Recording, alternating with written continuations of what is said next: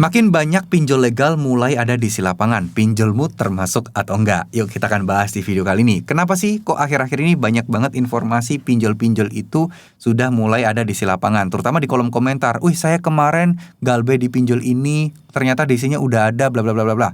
Usut punya usut, banyak juga ternyata oknum dari DC lapangan yang menyamar ya sebagai buzzer mungkin ya, yang komentar-komentar ngaku-ngaku kemarin didatengin oleh DC ini, DC ini, DC ini, biar apa? Biar orang pada takut.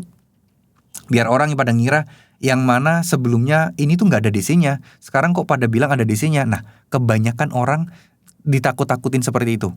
Banyak orang yang sengaja berkomentar, "Oh, saya kemarin tinggal di sini, udah disamperin DC lapangannya." Padahal sebenarnya emang nggak ada. Padahal sebenarnya yang komen itulah DC-nya sendiri. Tapi bukan DC lapangan, ya DC mungkin field collector atau apa. Ada juga kasus-kasus yang seperti itu. Makanya sebenarnya kita cukup simpel aja sih.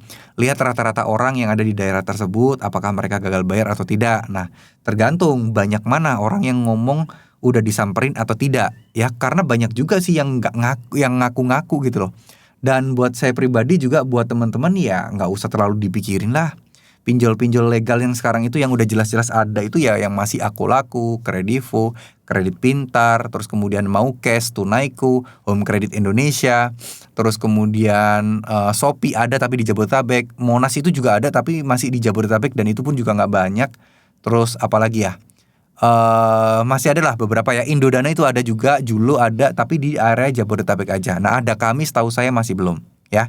Jadi buat teman-teman udah nggak usah dipikirin masalah pinjol DC-nya mau datang apa enggak, itu urusan belakang. Karena tugas kita adalah mencari uang untuk melunasi utangnya, bukan takut sama DC ini. Tenang aja teman-teman ya, DC ini mereka hanya menjalankan tugas kok. Mereka hanya karyawan biasa ya. Jadi kalau kalian terlalu takut, kalian akan berpikir yang aneh-aneh, kalian akan berpikir yang tidak-tidak, ujung-ujungnya teman-teman nggak bisa kerja. Ujungnya teman-teman akan terpuruk dengan kondisi-kondisi dan keadaan kalian masing-masing ya. Tetap semangat, terima kasih, wassalamualaikum. Ayo maju, banyak berdoa, dekatkan diri sama Tuhan, jangan sombong. Kita harus berdoa biar Allah langsung membantu kita.